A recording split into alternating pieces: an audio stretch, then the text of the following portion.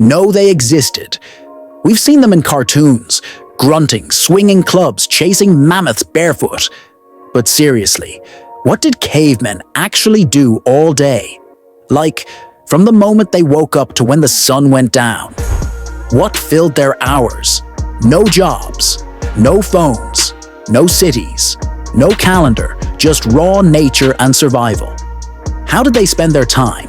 What did they eat? How did they stay safe? Did they laugh, cry, fall in love? Or was every day just about staying alive? This video isn't about Hollywood cavemen. It's about real humans, living thousands of years ago, before farming, before tools, before anything. Let's travel back to a time when your entire life depended on your instincts and your tribe. This is a deep dive into what cavemen really did all day. 1. Waking up with the sun or the cold. There were no alarms, no clocks. Cavemen woke up with the rise of the sun, or when the cold bit too hard. Most likely they slept in caves or rock shelters, but not always. Some made primitive huts from branches, leaves, and animal hides. Beds? Forget it, they slept on hard ground, maybe layered with fur if they had some. A flat rock could be a pillow. Warmth came from fire if they managed to keep it burning through the night.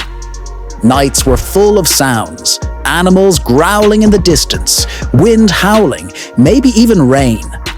And they didn't sleep peacefully either. Someone had to keep watch. So when the sun started rising and light peeked through the cave, that was your signal to get up and face another day. And every day was a challenge. 2. Survival mode. Food first, always. The number one task every single day was finding food. There were no pantries, no restaurants. If you didn't gather or hunt today, you might not eat tomorrow. Men often went hunting, but it wasn't just running with spears. It took hours of tracking, moving silently, watching footprints, listening for movement. They hunted animals like rabbits, wild birds, maybe deer. But that wasn't daily. A big kill like a mammoth, that could feed the tribe for weeks. But it was rare and dangerous. Women, children, and older tribe members gathered wild fruits, berries, nuts, roots, and edible leaves. They had to know which plants were safe. Eat the wrong mushroom, and you might die. And it wasn't just about eating. Food had to be shared. One good hunter could feed 10, but if the hunt failed, everyone felt it. Every meal was earned, with sweat, blood, and risk. 3. The constant fear of danger. We take safety for granted. Cavemen didn't. The world was wild, literally. At any time, a predator could attack. Wolves, bears, giant cats, even venomous snakes and insects. There were no walls, no metal doors, no weapons strong enough to guarantee safety. You had to stay alert 24/7. And it wasn't just animals. Rival tribes could be a threat too, competing for the same land, water, or food. Injuries were life-threatening. Break your leg? You can't hunt or run. Get an infected cut? That could be the end. So cavemen stuck together. The group meant survival. And if things got too dangerous in one area, they packed up and moved, leaving behind shelter, tools, even food. Safety came first, always. 4. The science of stone. Tools cavemen weren't dumb. In fact, their survival depended on innovation. They crafted sharp tools from stone, flakes, hand axes, scrapers, blades. These weren't random rocks. They were shaped, refined, and passed down. A spear wasn't just a stick. It was carefully sharpened, sometimes fire-hardened, tied with animal sinew or vines. They used tools to cut meat, scrape hides, break bones for marrow, and even build shelters. And the more they experimented, the better these tools became. Some of the tools they made were so useful, modern tribes still use similar ones today. This was the very beginning of human engineering. One chipped stone at a time. 5. Fire. Their greatest weapon, fire changed everything. Before fire, raw meat was tough to chew and full of parasites. But with fire, they could cook, stay warm, scare off predators, see at night. But here's the crazy part. Fire wasn't easy to make. They had to rub sticks together or strike rocks, like flint and pyrite, to create sparks. It could take hours. One mistake, and you'd start over.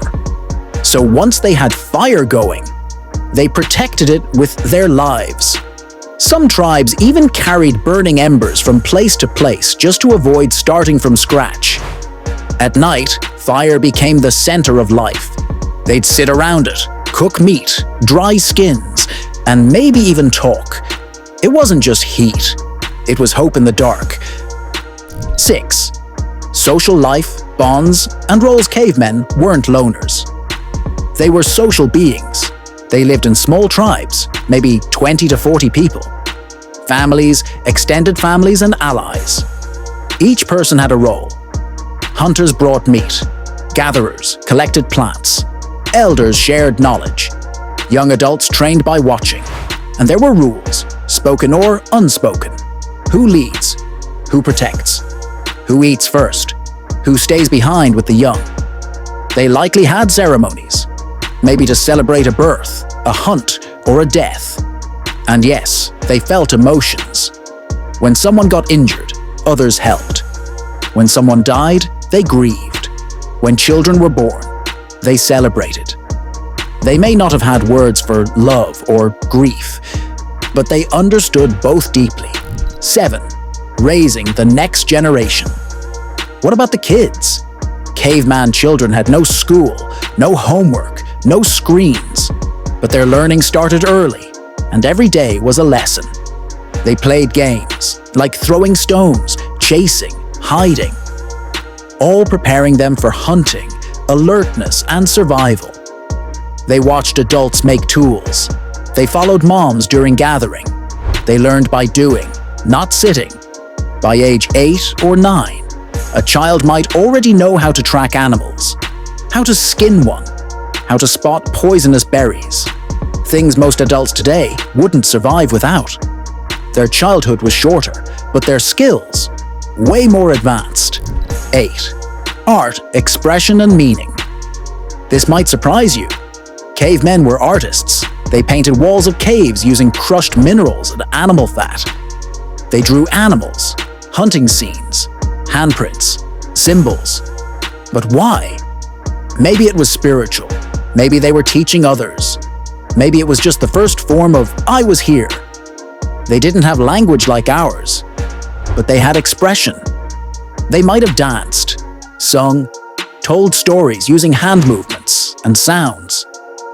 They were the first humans to look at the world and ask, what does it mean? That's not primitive, that's human. 9.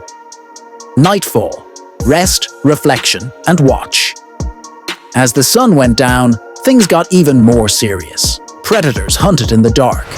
So the tribe stayed close to the fire, tucked in, watched the shadows. But night was also when they talked, told stories, shared lessons, bonded. There was no entertainment, but there was connection. Some might have recounted the day's hunt, others passed down knowledge, how to find water, how to read tracks, how to survive. It wasn't just rest, it was reflection.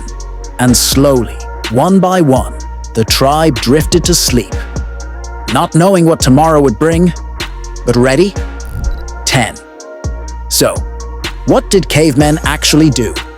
All day, they woke up with the sun, they searched for food, they hunted, they gathered, they avoided danger, helped each other, built tools, made fire, they played, they laughed, they suffered, they adapted. Every day was a battle, but also every day was a step forward in human evolution.